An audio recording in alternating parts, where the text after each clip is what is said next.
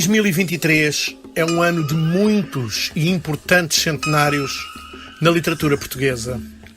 Podia-se mesmo dizer que o ano de 1923 foi aquilo que no mundo do vinho se costuma chamar uma boa safra. Mais à frente iremos abordar outros nomes, mas por hoje fiquemos por estes três magníficos: Natália Correia, Mário Cesarini e Mário Henrique Leiria. Natália Correia nasceu a 13 de setembro na Fajã de Baixo, São Miguel, nos Açores. Com uma carismática obra no âmbito da poesia, dedicou-se também ao romance, teatro e ensaio, assim como foi responsável pela organização de diversas antologias, a mais famosa de todas, a Antologia de Poesia Portuguesa Erótica e Satírica, que até a levou a responder em tribunal. Fundou o Botequim, um emblemático bar na Graça, que foi um local fundamental de tertúlias, encontros e muitas conspirações.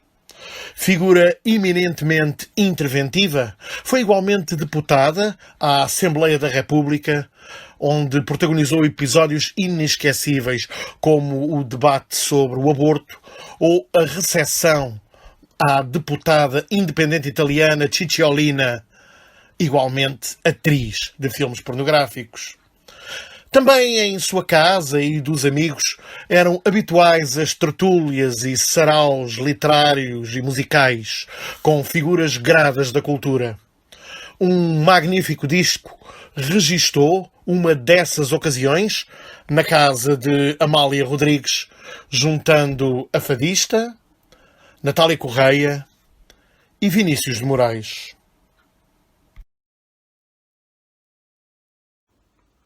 Cântico do País Emerso. Os previdentes e os presidentes tomam de ponta os inocentes que têm pressa de voar. Os revoltados fazem de conta. Os revoltantes fazem as contas de somar. Embebo-me na solidão como uma esponja por becos que me conduzem a hospitais. O medo é um tenente que faz a ronda e a ronda abre sepulcros, fecha portais. Os edifícios são malefícios da conjura municipal, de um desalento e de uma porta. Salvo a ranhura para sair o funeral, não há inquilinos nos edifícios vistos por fora. Que é dos meninos com cataventos na aérea, arquitetura de gargalhadas em cornucópia? Almas bovinas acomodadas à matéria pastam na erva entre as ruínas da memória. Homens por dentro abandalhados em unhas sujas que desleixaram seu coração num bengaleiro. Mulheres corujas seriam gregas, não fossem as negras nódoas deixadas na sua carne pelo dinheiro. Jovens alheios à pulcritude do corpo em festa passam por mim como alamedas de ciprestes. E a flor de cinza da juventude é uma aresta que me golpeia, abrindo vácuos de flores silvestres. E essa ansiedade de mim mesma me vírgula, Paula da pátria entresonhada, é um crisol. E o fruto agreste da linfa ardente que em mim circula, sabe-me a sol, sabe-me a pássaro, pássaro ao sol. Entre mim e a cidade se ateia a perspectiva de uma angústia florida em narinas fermentes. Apalpo-me e estou viva, e o tato subjetiva-me, a galope num sonho com espuma nos dentes. E invoco-vos, irmãos, capitães moros do instinto, que me acenais do mar com um lenço cor da aurora e com a tinta azulada desse aceno me pinto. O cais é urgência. O embarque é agora.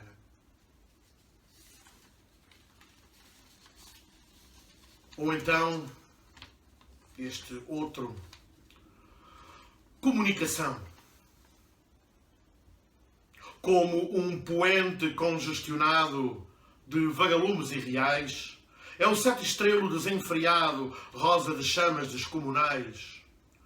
Saltam-lhe os pulsos como foguetes, as mãos são vestas embriagadas, parando as cenas dos banquetes em saturnais carbonizadas. Incham-lhe os seios como mechas de Salomé desintegrada, por quem sem líricos lamechas fiquem ardendo sem dar por nada. Uma manada de trovões leva a cidade nos seus cornos, assam marquesas nos salões como perus dentro dos fornos. Os reconchuchudos anjos das casas expiam crimes ancestrais, mamando restos de leite em brasa nos esqueletos maternais. As salamandras uterinas queimam devassos nas suas camas, com quem celebram fesceninas e derradeiras núpcias de chamas. Os académicos no espeto fazem um esforço de memória para manterem o esqueleto em ademanes de oratória. Em catedrais de mil archotes, numa luxúria de extrema unção, um frenesi de sacerdotes tem um orgasmo de inquisição. As labaredas, quais proxenetas dos cidadãos mais importantes, levam incêndios de meias pretas a mercadores de diamantes. Logo que estoura algum ministro e a sua alma estruma os campos, rebenta um trigo mais sinistro nesta seara de pirilampos. Nos semicúpios incandescentes dos seus tesouros derretidos, os milionários têm repentes, têm remorsos de homens falidos.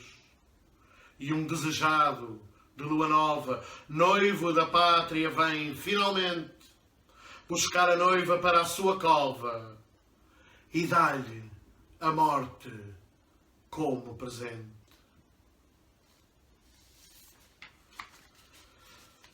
E para finalizar esta seleção desta mulher furacão, a defesa do poeta. Senhores jurados, sou um poeta, um multipétalo uivo, um defeito, e ando com uma camisa de vento ao contrário do esqueleto. Sou um vestíbulo do impossível, um lápis de armazenado espanto, e por fim, com a paciência dos versos, espero viver dentro de mim. Sou em código o azul de todos, curtido coro de cicatrizes, uma avaria cantante na maquineta dos felizes. Senhores banqueiros, sois a cidade, o vosso infarte, serei, não há cidade sem o parque do sono que vos roubei. Senhores professores que puseste a prémio minha rara edição de raptar-me em crianças que salvo do incêndio da vossa lição. Senhores tiranos, que do baralho de em pó Valverdes sois os reis, sou um poeta, jogo-me aos dados, ganho as paisagens que não vereis, senhores, heróis até aos dentes, puro exercício de ninguém. Minha cobardia é esperar-vos umas estrofes mais além. Senhores 3, 4, 5 e 7, que medo vos pôs na ordem, que pavor fechou o leque da vossa diferença enquanto homem. Senhores juízes, que não molhais a pena na tinta da natureza, não apedrejais meu pássaro sem que ele cante minha defesa. Sou uma imprudência, a mesa posta, de onde um verso o possa escrever. Ó, subalimentados do sonho, a poesia é para comer. Nascido em Lisboa, dia 9 de agosto de 1923, Mário Cesarini de Vasconcelos é um nome maior da literatura e das artes portuguesas. Ainda hoje é citado como um dos mais ilustres estudantes da Escola de Artes Decorativas António Arroio. Em 1947, esteve na fundação do histórico Grupo Surrealista de Lisboa com António Pedro, José Augusto França, Marcelino Vespeira ou Alexandre O'Neill. abandona o coletivo e cria o grupo dissidente Os Surrealistas. Na companhia de António Maria Lisboa, Artur do Cruzeiro Seixas, Pedro Homme ou Mário Henrique Leiria.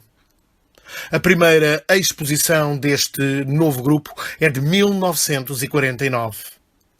Apesar da fortíssima componente visual do seu trabalho, recorde-se uma polémica colagem que fez sobre a figura do General de Gaulle logo em 1947. A escrita seria o veículo de comunicação que colocaria Cesarini na memória de muitos. O seu primeiro livro intitula-se Corpo Visível e foi publicado em 1950. Inaugura uma escrita única, experimental, lírica, arrojada, visceral, amorosa, satírica, política e espiritual, conjugando tudo isso como mais ninguém o faria. A sua poesia está reunida em antologia homónima, publicada pela Assírio e Alvim em 2017. You are welcome to Elsinore. Entre nós e as palavras há metal fundente. Entre nós e as palavras há hélices que andam e podem dar-nos morte, violar-nos, tirar do mais fundo de nós o mais útil segredo. Entre nós e as palavras há perfis ardentes, espaços cheios de gente de costas, altas flores venenosas, portas por abrir. E escadas e ponteiros e crianças sentadas à espera do seu tempo e do seu precipício. Ao longo da muralha que habitamos, há palavras de vida, há palavras de morte, há palavras imensas que esperam por nós e outras frágeis que deixaram de esperar. Há palavras acesas como barcos e há palavras homens, palavras que guardam o seu segredo e a sua posição. Entre nós e as palavras, surdamente, as mãos e as paredes de Elsinore. E há palavras noturnas, palavras gemidos, palavras que nos sobem ilegíveis à boca, palavras diamantes, palavras nunca escritas, palavras impossíveis de escrever, por não termos connosco cordas de violinos, nem todo o sangue do mundo, nem todo o amplexo do ar. E os braços dos amantes escrevem muito alto, muito além do azul, onde oxidados morrem, palavras maternais, só sombra, só soluço, só espasmo, só amor, só solidão desfeita. Entre nós e as palavras, os emparedados. E entre nós e as palavras, o nosso dever falar.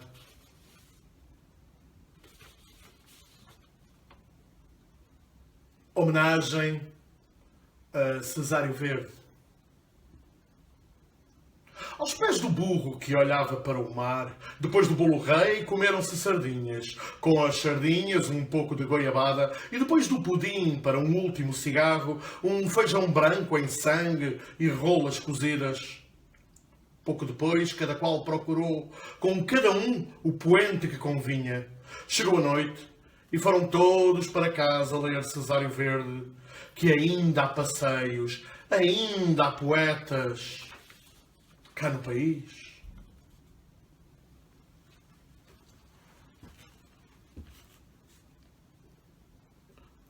Antonin Artaud.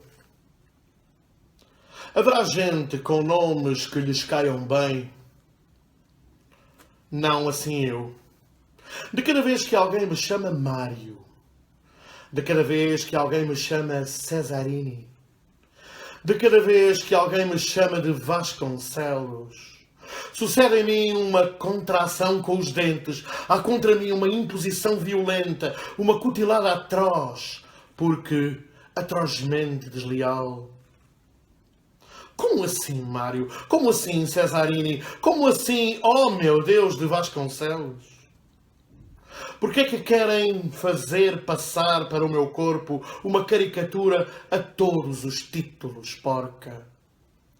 Que andavam a fazer com a minha altura os pais pelos batistérios para que eu recebesse em plena cara semelhante feixe de estruturas tão inqualificáveis quanto inadequadas ao ato em mim sozinho como a vida puro. Eu não sei de vocês, eu não tenho nas mãos, eu vomito, eu não quero. Eu nunca aderi às comunidades práticas de pregar com pregos as partes mais vulneráveis da matéria. Eu estou só neste avanço de corpos contra corpos inexpiáveis. O meu nome, se existe, deve existir escrito em algum lugar tenebroso e cantante, suficientemente glaciado e horrível para que seja impossível encontrá-lo, sem, de alguma maneira, enveredar pela estrada da coragem. Porque a este respeito, e creio que digo bem, nenhuma garantia de leitura grátis se oferece ao viandante. Por outro lado, se eu tivesse um nome que me fosse realmente o meu nome, isso provocaria calamidades horríveis, como um tremor de terra dentro da pele das coisas, dos astros, das coisas, das fezes das coisas.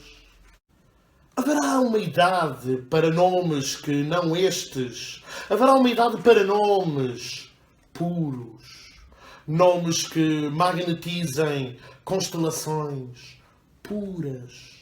Que façam irromper nos nervos e nos ossos dos amantes inexplicáveis construções radiosas prontas a circular entre a fuligem de duas bocas puras. E não será o esperma torrencial diuturno, nem a loucura dos sábios, nem a razão de ninguém. Não será mesmo, quem sabe, ó único mestre vivo, o fim da pavorosa dança dos corpos, onde pontificaste de martelo na mão. Mas haverá uma idade em que serão esquecidos por completo os grandes nomes opacos que hoje damos às coisas. Haverá um acordar. Irrequieto, mas algo sorumbático, Mário Henrique Leiria deixou-nos uma obra onde o humor mais negro serve a crítica social, denunciando a hipocrisia das instituições e também as diferentes formas de manipulação nas sociedades. Nasceu em 1923, morreu em 1980.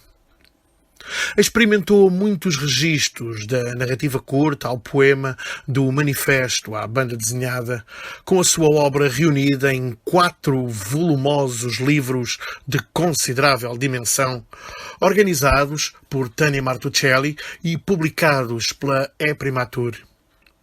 O seu texto mais famoso é curto e presta-se a interpretações múltiplas, consoante quem o descobre. Uma néspera estava na cama, deitada, muito calada, a ver o que acontecia. Chegou a velha e disse: "Olha, uma néspera." E zás, comeu-a. É o que acontece às nésperas que ficam deitadas, caladas, a esperar. O que acontece? Foi aluno da Escola Superior de Belas Artes de Lisboa, de onde foi expulso em 1942 por motivos políticos.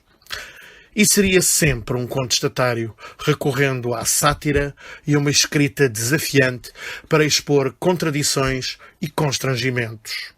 Com uma vida marcada pelas viagens, publica em 1973 os célebres Contos do Gin Tonic e, no ano seguinte, os Novos Contos do Gin Tonic, díptico de onde vários textos foram recuperados pelo ator Mário Viegas na década seguinte e, desta forma, imortalizados na memória de muitos.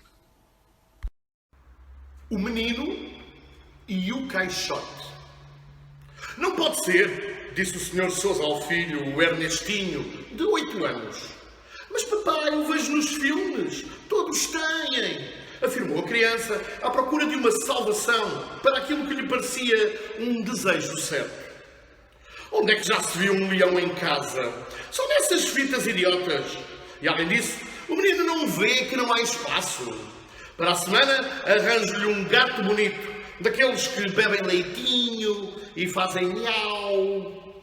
O Ernestinho desistiu de convencer o pai. Para quê? Era um homem com bigode, sempre a explicar o que não era preciso. Nem sequer percebia de leões. Sentou-se no chão a pensar. Com certeza que devia haver um leão ali em casa. Não era a vassoura atrás da porta, nem a cadeira larga da mãe dormir aos domingos, nem sequer o embrulho do lixo à espera de ser deitado fora. Foi investigar. Toda a gente sabe que os leões estão onde menos se espera. Na cozinha, lá ao fundo, estava o caixote vazio que trouxera as compras da cooperativa. O Ernestinho pôs-lhe a mão, acariciou-o com ternura e um certo receio. O caixote rugiu e sacudiu a areia amarela e antiga que lhe aquecia a juba. O menino puxou-o ao de leve como quem ensina e acompanha, e o caixote seguiu, pisando firme. O Ernestinho sentou-se no chão da sala. Entre o sofá e a mesinha da televisão, o caixote ficava mesmo bem, confortável, como na caverna onde nascera e dera o primeiro rugido. Agora vamos caçar, Baluba, explicou o Ernestinho ao caixote. Que faz o menino aí com esse caixote? Perguntou severamente o Sr. Sousa, abrindo a porta de sobrolho franzido. O menino olhou para o pai, assustado, e depois para o seu amigo Baluba. Mata o velho, Baluba! Gritou num desespero. O leão saltou veloz e com uma única dentada eficaz arrancou a cabeça do Sr. Sousa.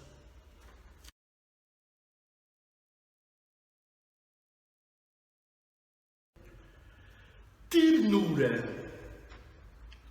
Cheguei a casa um pouco mais cedo que de costume. Tirei a ventoinha da cabeça, pus-me à vontade, fui ver se os mamutos estavam a fazer disparates e sentei-me na sala, no velho e confortável sofá que a tia Misé nos oferecera pelo casamento. Querida tia Misé, preparei um gin. Josela ainda não chegara, estava atrasada, talvez as compras, quem sabe. Foi quando ouvi abrir a porta. Fui ver. Josela chegava empurrando o carrinho antigo que servira para o nosso filho, agora com 18 anos, como sabem, e com um bom lugar de viete qualquer coisa. Lá não estou bem certo onde. Lugar seguro e do futuro, foi o que me disseram. Bom rapaz, o nosso garoto. Olhei o carrinho. Trazia um bebê dentro. Josela sorria. Vi o preço. Razoável. Do talho do Sr. Esteves. Manias da Josela. Olhei a Josela. Tinha os olhos brilhantes. Havia uma ternura inesperada que a envolvia. Uma tristeza distante nas mãos. Achas que podemos ficar com ele? Perguntou-me, afirmando. Concordei. Josela manda. Arrumei o carrinho. Era um bebê, ainda em muito bom estado. Durou 5 dias até apodrecer. Calculem.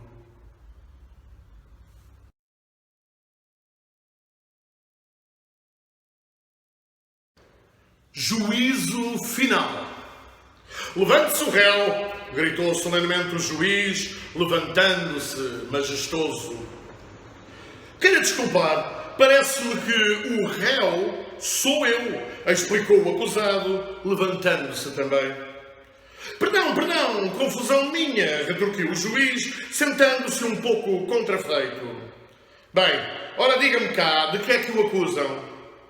Se quer que lhe diga, e para ser franco, informou o acusado, sentando-se na cadeira do preboste, creio que me esqueci completamente. Dada a evidência jurídica, os jurados votaram por unanimidade a pena de morte por hepatite, acompanhada, claro, com uma substancial pensão alimentar ao acusado, e foram para casa. Perfeito! E se almoçássemos? Perguntou o juiz ao acusado, dando-lhe o braço. Já vão sendo horas. Foram caminhando até ao dentista da esquina. Sentem-se, meus amigos, sentem-se, insistiu o dentista, enquanto lhes apresentava a lista das mais recentes armas automáticas fornecidas pelas irmãzinhas dos pobres e sempre com as melhores especialidades. 2 coquetéis Molotov para começar e tripas à moda de Virimal, decidiu o juiz. Almoçaram sossegadamente, lendo 3.000 anos de lista telefónica em edição de bolso, com prefácio, notas, estudo crítico e traduções múltiplas de Adolf Hitler. Enquanto isto, o mundo explodia, claro.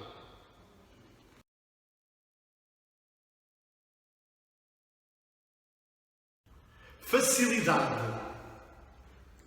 Quando fez a primeira comunhão, o pai explicou-lhe, com honesta retidão, as comunhões são como os bonés de caça. Basta tapar as orelhas e já está. Tens o que desejas, ficas logo comunhado. Gostou. E comunhou-se mais 3 vezes. Sempre atento e preocupado. Mas era fácil.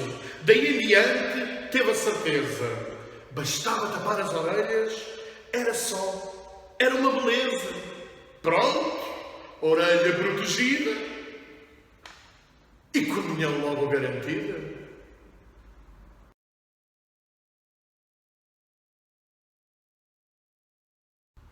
Julgamento definitivo. O julgamento chegara ao fim. O juiz levantou-se, colocou a touca de pompons e encarou a assistência. O silêncio era total quando o preboste tocou a corneta. Todos se levantaram numa unanimidade respeitosa, enquanto o escrivão disparava os 2 tiros da praxe.